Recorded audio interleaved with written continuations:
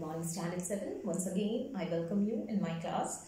And today I am going to start chapter 6 in history, which is about the Delhi Sultanate.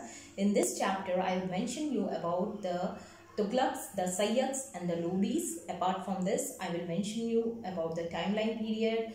And I will also discuss about the significance of the nobility codes and land control. And finally, I will explain you about the comparative study of Khiljis and Tughlaqs. So students, since chapter 4, I am having interaction with you over the Delhi Sultanate. We have seen in chapter number 4, the slave dynasty. In the last chapter, chapter number 5, I have explained you about the era of Khilji dynasty. Now in this chapter, I am going to take the Tughlaq dynasty. See students, no doubt Delhi Sultanate is a very vital part of our history. The Delhi Sultanate was perhaps the first powerful and vast empire which had been established in India. Not only it gave a new religion to India, but also gifted with remarkable rulers to India, whether that is your Razia Sultan, whether that is your Alauddin Khilji or Muhammad bin Tughlaq. Not only the rulers, even in different fields, the Delhi Sultanate had contributed a lot, whether that was the field of your art and architecture, religion, literature, or the other fields.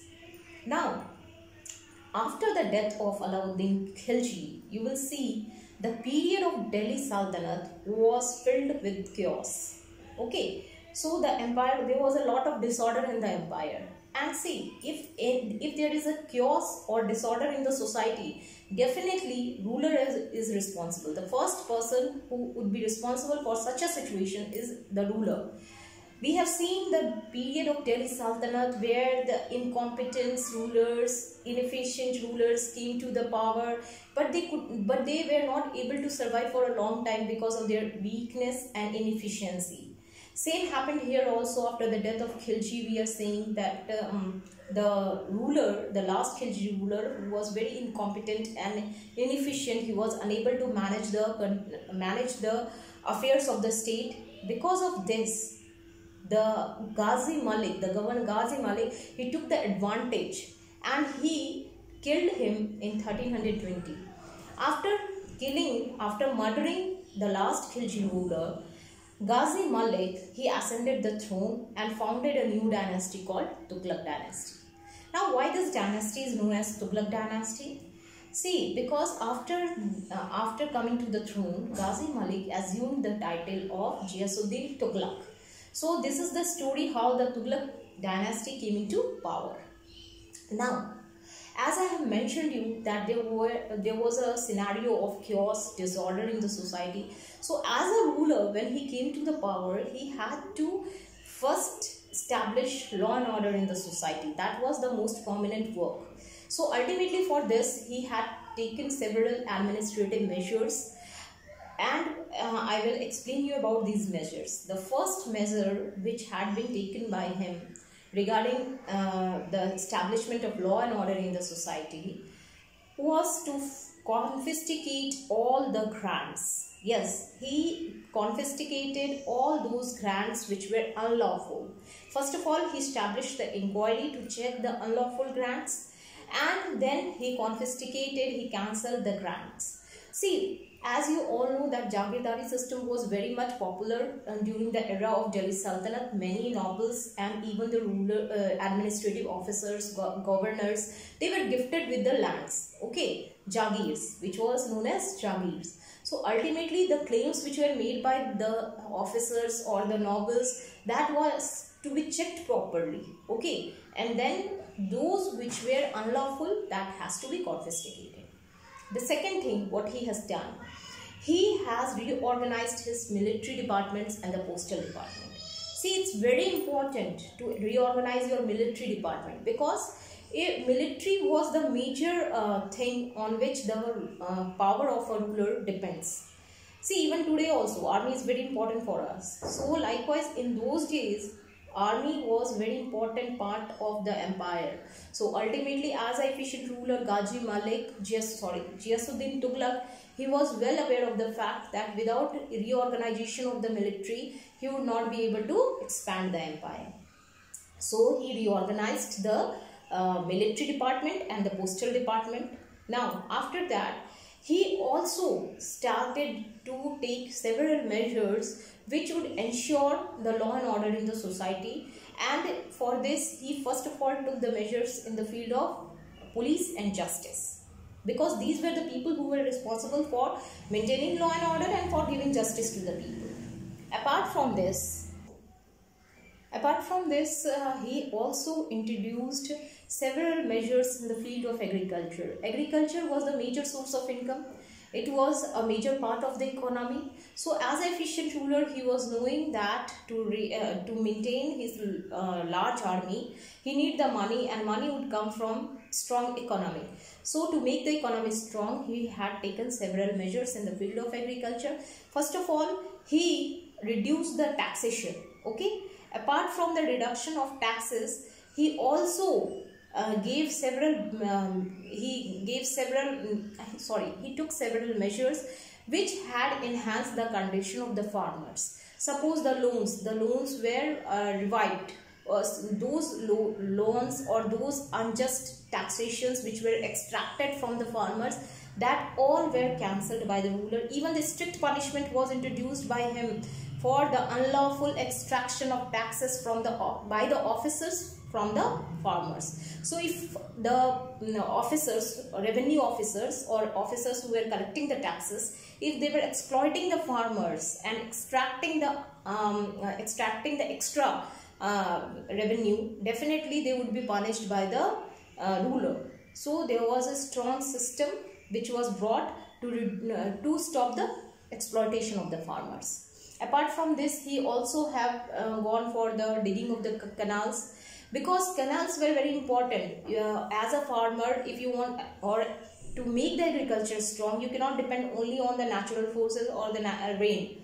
You have to go for the other measures also. So to provide proper irrigational facilities to the farmers, he had gone for the construction of many dams and even dug many canals for this purpose. Apart from this, he, as a ruler, he was well aware that the officers who had been appointed in the provinces, they are very much responsible for the society. So ultimately, to maintain a good society, to maintain a peaceful society, he realized the need of good officers. And for this purpose, he started appointing a good and efficient governors in the different provinces. Because as a ruler, he was not only, he cannot see the whole province, because his empire was already very large. So ultimately, to cater the justice, to cater the governance to everyone properly, he first of all appointed the good governors in his empire in the different provinces.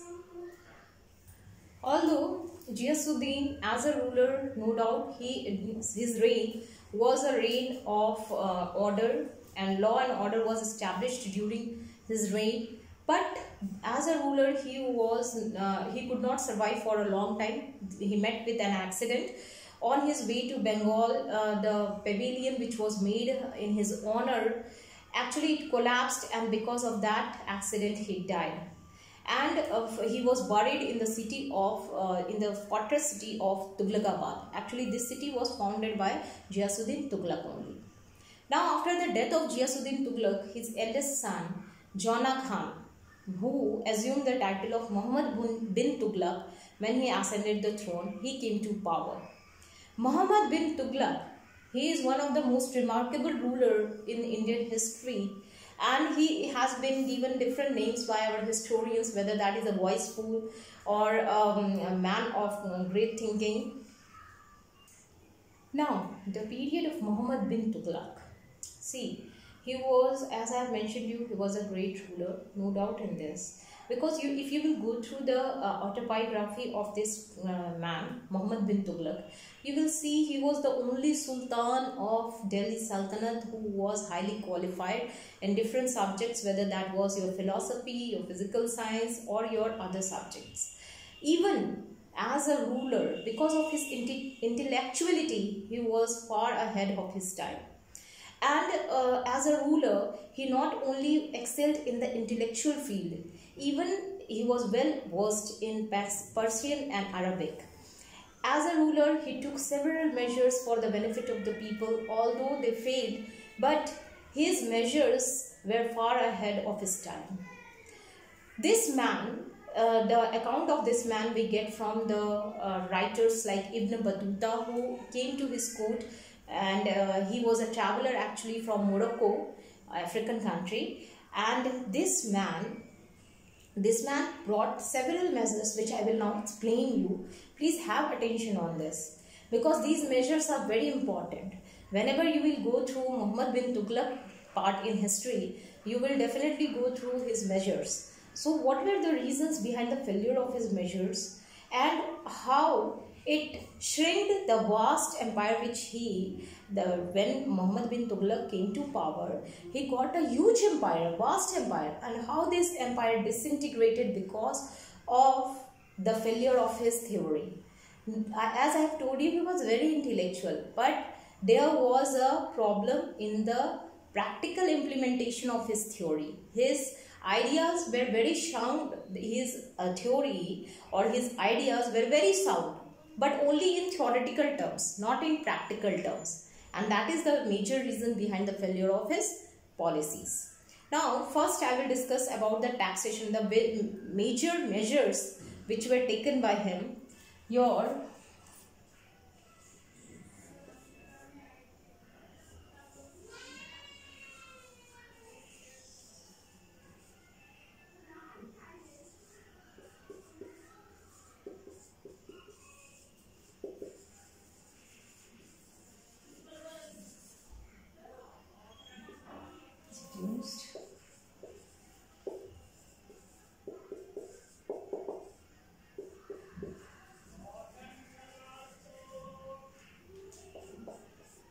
The first one is your taxation. Taxation in Doab region. Yes, as I have mentioned you that Doab, it is actually a fertile plain area between the valley of Ganga and Yamuna. So it is very fertile, and there is a huge production in agriculture because of the fertility of the land. So Muhammad bin Tughlaq, he wants to extend his empire. For the extension of the empire, he requires a large army, and for maintaining the army, he needs the resources. So ultimately, to get the resources, what he has done, he introduced the taxation. He introduced a taxation system. According to this taxation system, the farmers were forced to give half of the total produce. So ultimately, when he introduced this, there was no problem, because the Doab region is already having a good crop production. But when he introduced this measure, at that time Doab was going through severe, it was having a severe, the harvest was severely affected, okay, due to bad weather. So ultimately the production was not good. So when the production was not good, the farmers were already suffering. So how they can bear the heavy taxation? So this was the major reason why the farmers of the Doab, they revolted against the empire. They revolted against the ruler. See, Doab was a very prosperous region, so he wants to take the benefit of this. So he imposed heavy taxation on the people. But due to bad weather condition, the harvest was not good, and people thus revolted against this system, this new system of taxation. Okay. Now let's come to the second one, that is your transfer of capital.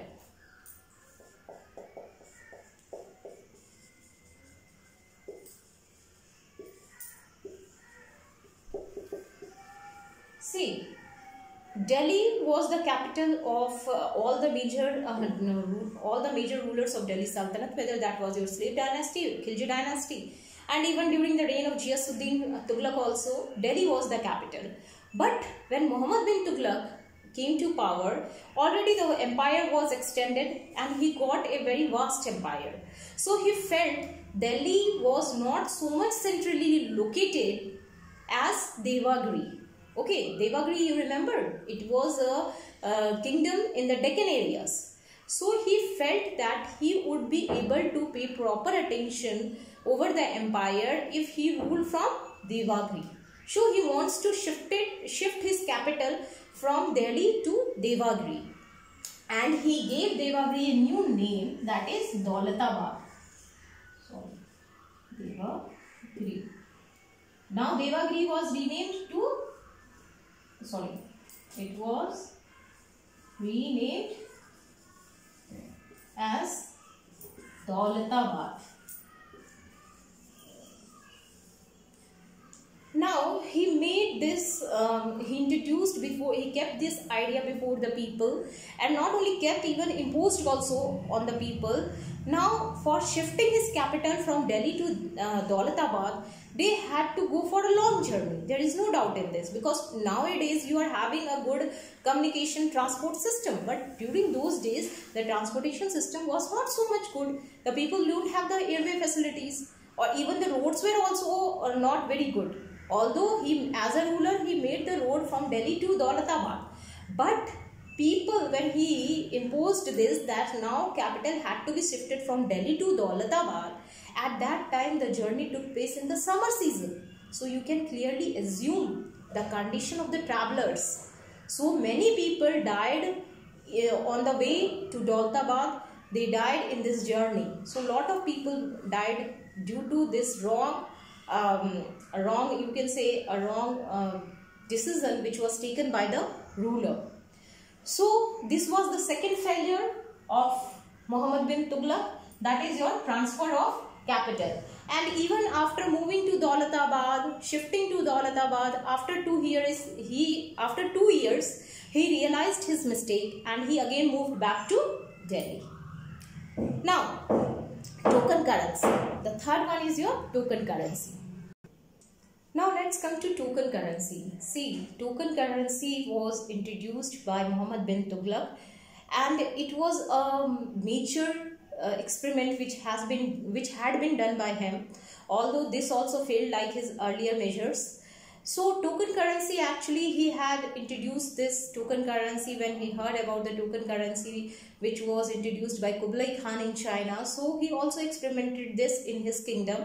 And what was this token currency? See, actually to replenish his treasury, he got the idea to introduce this token currency, and with the introduction of token currency, now the brass coins as well as that copper coins, they were having the same legal value as the gold and silver coins. So you can just assume the condition.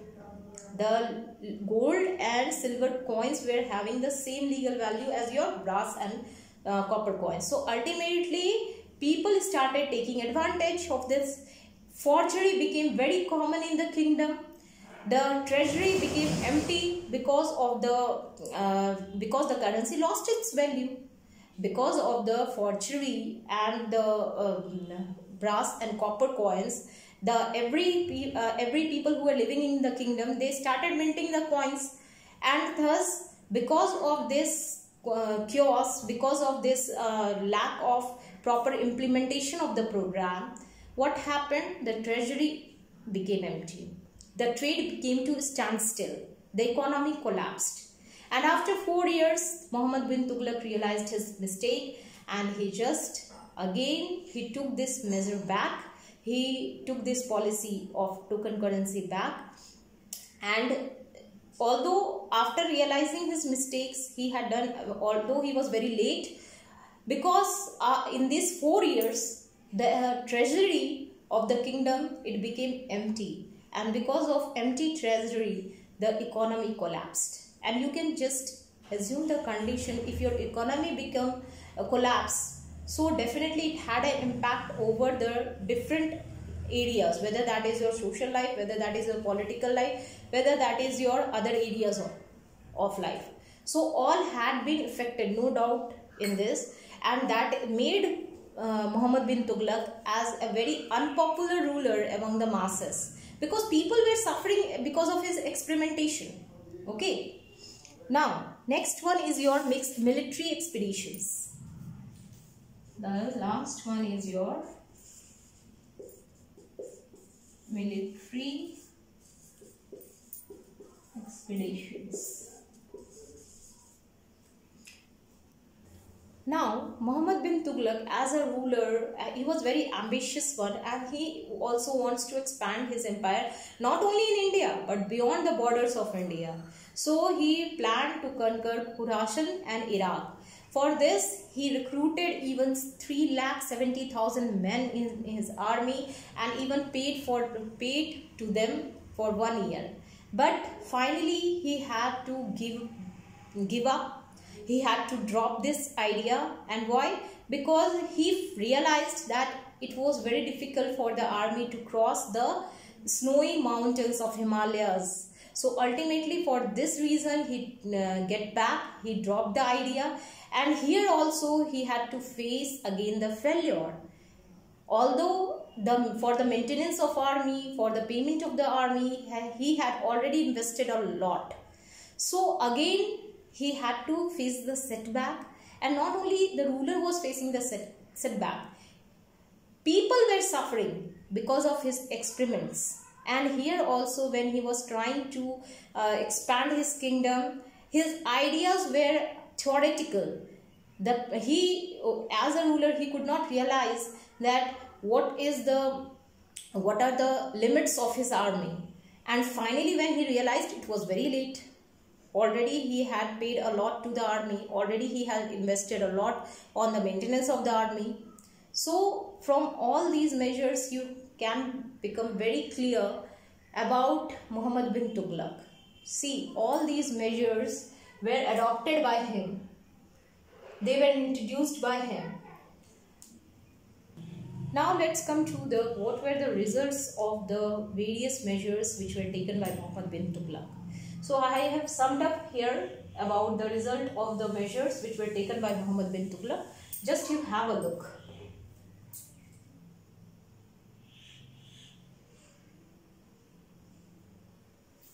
See student, now I am going to explain you about this. The first one is that it resulted in the suffering of people. See, when a ruler tries to experiment the things and that experiments fail, definitely people will suffer. That's why whether that was introduction of token currency or your transfer of capital or even the military expeditions, the major part of suffering came from the common people, because they were imposed with heavy taxation. They were imposed with a new system of movement from one place to another. I have already mentioned you that many people lost their lives on the way to Daulatabad. So ultimately, all these measures which were taken by Muhammad bin Tughlaq, they brought misery and suffering to the people. The first thing. Second one, the local chiefs resented against the ruler. Yes, the local chiefs. Okay, because at that time also empire was ruled by the ruler. There was autocracy, but the kingdom was bifurcated into different provinces, and the provinces have their governors or the local chiefs. So the local chiefs also, they raised their voice against the ruler because of the lack of proper implementation of the ideas. Not only the common people were suffering, even the people who were the part and parcel of the administration, they were also having the sufferings. So they raised their voice because they felt that the ruler is incompetent, because they felt that the ruler is fool. He is not trying to having the practical knowledge, and because of that lack of practical knowledge, the people are suffering. So ultimately, the local chiefs, they resented against Muhammad bin Tughlaq. The third one, the economy collapsed.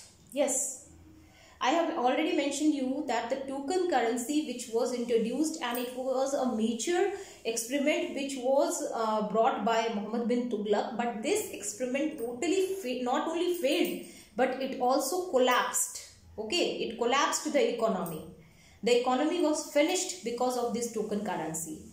And that was very clear to you how, because the copper and the brass coins which were having the same legal value of the gold and your silver, definitely people started going for minting these coins.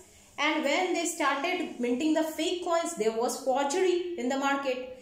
in the kingdom. So ultimately this forgery led to the corruption, and corruption and forgery, they ruined the economy. So not only trade came to stand still, but also the economy was finished because of this new experiment. Now the last one, empire disintegrated. Yes, you will see when Muhammad bin Tughlaq, he ascended the throne, he got a very vast empire. Okay, he was the ruler who was having control over the southern parts of India also. But because of his measures which were unsuccessful, now there was disintegration of the Delhi Sultanate. And how this disintegration happened? As I have told you that the local chiefs dissented, so definitely they started revolting against the ruler. Here you will see that the forts of Ranthambore, it was recovered by the Rana of Mewar. Okay, the forts of Ranthambore and Chittor, it was recovered by the Rana of Mewar. Not only this, Bengal and Sindh, they regained their independence.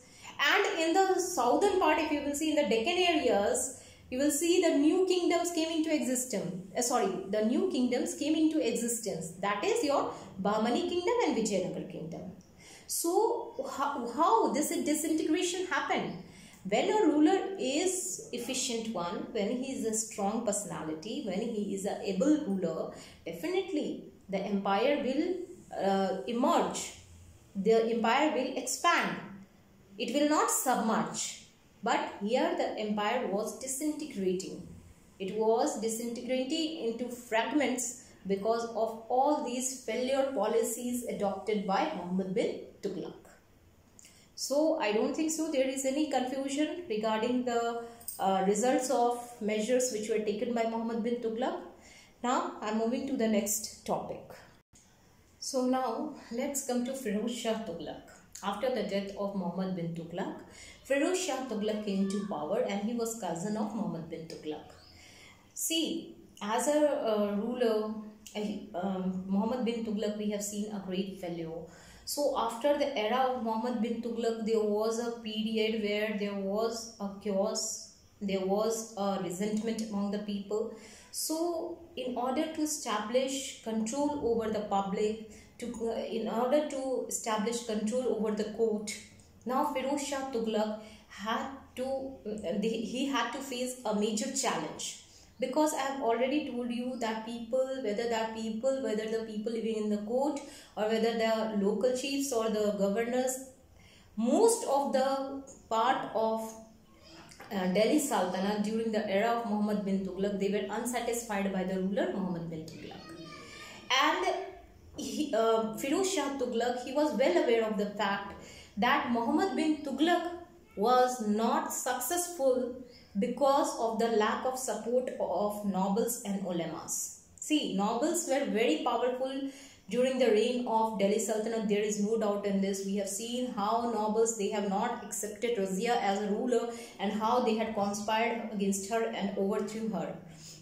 Even not only Razia Sultan, major rulers who did not got the support of the nobles, who were very powerful in the court, ultimately they were either overthrown or murdered, or they were displaced. So ultimately the support of ulemas and the nobles was very crucial for the ruler to rule efficiently. So realizing this, first of all, Firoz Shah Tughlaq, in order to win the support of the ulemas, he took several measures. Like he started ruling according to the laws of Islam, Shariat laws. Okay, so he started ruling according to the Shariat laws, and this is the reason why he was supported by the nobles and ulemas who were very orthodox, who wants to introduce Islamic culture in India. And for this reason, Firoz Shah Tughlaq introduced these Shariat laws. Now the system of administration, especially the law and order, would be run by this Shariat system. Okay. Apart from this, he also started the Jagirdari system, which was abolished by Alauddin Khilji. Yes, he restarted this system. Because Zagirdari, according to this system, lands were granted to the nobles and ulemas and other administrative officers. So it was a step which was taken to get the support of nobles. Apart from this, you will also see that he not only as a ruler, he not only took steps to win the support of the nobles and ulemas living in the court, but also he took several economic measures to revive the economy. As I have told you, because of the failure of economic policies took by Muhammad bin Tughlaq, the economy had collapsed, and because of the decline of the economy, now the first major task as a ruler before him was to revive the economy. For the revival of the economy, he had taken several steps. The first one is he abolished the unjust dues. As I have told you, farmers were burdened with the taxation system. Even there were cases which shows that there was unlawful extraction of dues and taxes from the farmers. So it was a kind of exploitation of farmers. So first of all, he took strict steps regarding this. He he stopped all those unlawful extraction of dues which were done by the officers against the farmers. Okay. The second thing, he introduced strict punishment. Yes, strict punishment for what? He introduced strict punishment for curbing the corruption.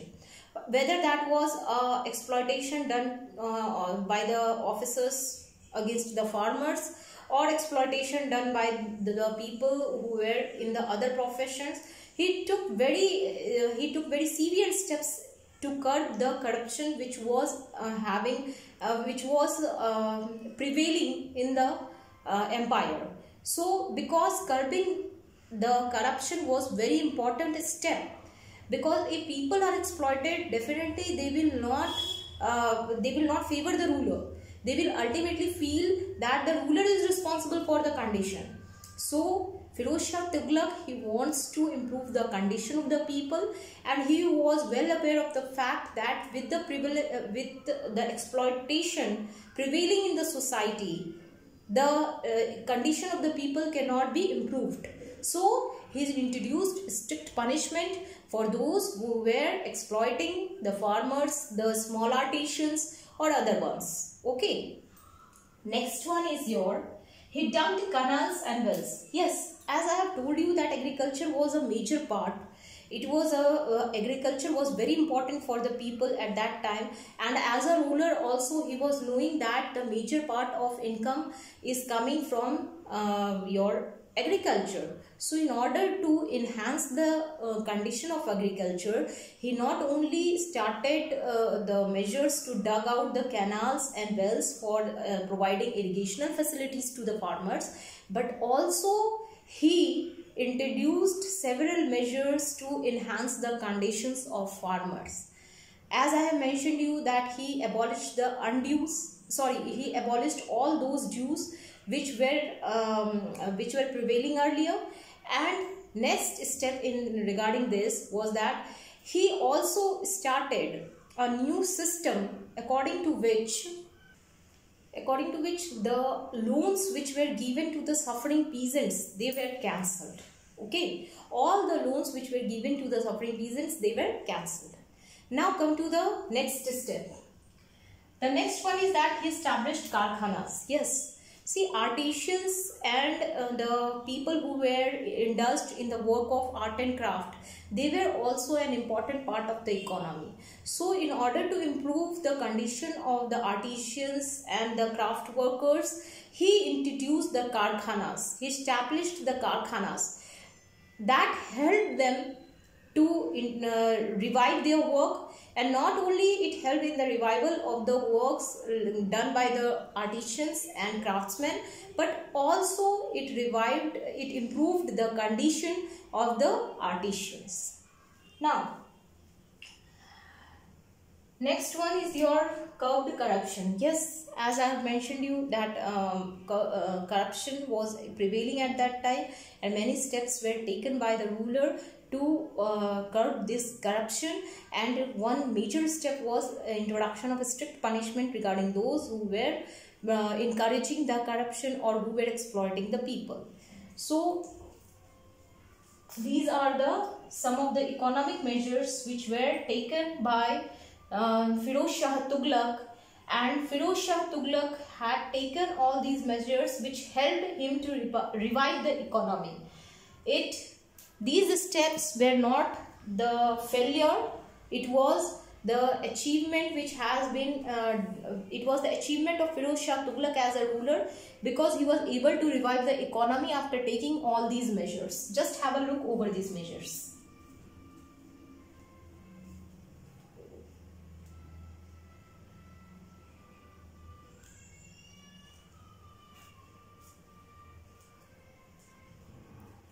Now I will move to other several measures which were taken by Firoz Shah Tughlaq in other areas, especially in the social life, to enhance the social life of the people. He even took several welfare measures. So I will discuss now about that. Now let's come to the social measures which were taken by Firoz Shah Tughlaq as a ruler. See, Firoz Shah Tughlaq will be always remembered as a efficient ruler, as a very kind ruler, because during his reign you will see major works were also done in the field of social life of people to enhance and improve the social condition. He had taken many measures. I've written all these 4 measures which is especially I'm going to discuss with you. The first one is he introduced Diwan-e-Khairat. Diwan-e-Khairat was actually a charitable agency of Firoz Shah Tughlaq, which was having the responsibility to do the work of charity, whether that was a building of hospitals, building of schools, or providing relief to the people during the natural calamities. So all the charitable works were done by this body, Diwan-e-Khairat. Okay, and it was established by Firoz Shah Tughlaq. Now, second one, he established Employment Bureau. See, to enhance the economy, to revive the economy, to make the people's condition good, it was very important to provide the employment opportunities to the people. So ultimately, to solve this problem, he established Employment Bureau, which would provide the employment opportunities to the people, which would look after the problems of the youth. Okay. Now, next one, he founded Darul Safa. Darul Safa is actually the hospital. Okay, it is the term used for the hospital which was established by Firoz Shah Tughlaq, and this hospital was responsible for the distribution of free medicines to the people. See, it was a charitable work which was done by Firoz Shah Tughlaq. Now, judicial system was made more humane and just. Yes. After coming to the throne, Firoz Shah Tughlaq, he introduced many measures and he started running the administration according to the dictates of Islam. Okay, and he made the judicial system more just and humane. He abolished the severe punishment severe torture, not punishment. I would say the severe torture which had been done earlier to the people or the criminals. So these all had been abolished. So now these are the social measures. Please just have a look.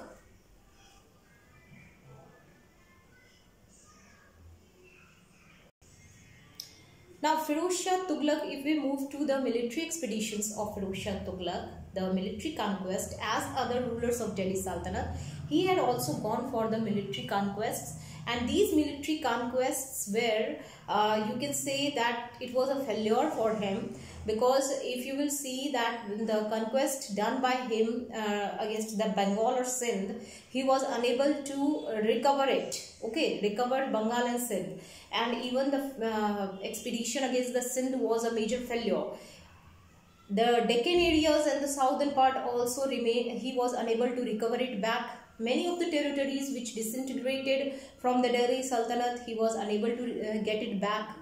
So ultimately all these failures shows that as a ruler he lacked military qualities, He lacked the qualities of a good general, because of which he was unable to expand the kingdom to a large extent like the other rulers. Okay. Now let's come to the Firoz Shah Tughlaq's work which were done in the field of architecture, art and architecture, and even you can say that he is even still today regarded as a great builder. He was having a passion for building, and as a builder he founded new cities of Hisar, Jaunabad, Firozabad. See here, just have a look. He founded the cities of Jaunpur, Fatehabad, Firozpur, Firozabad and Hisar. So it shows that he was having a great passion for buildings, and he founded these cities during his reign.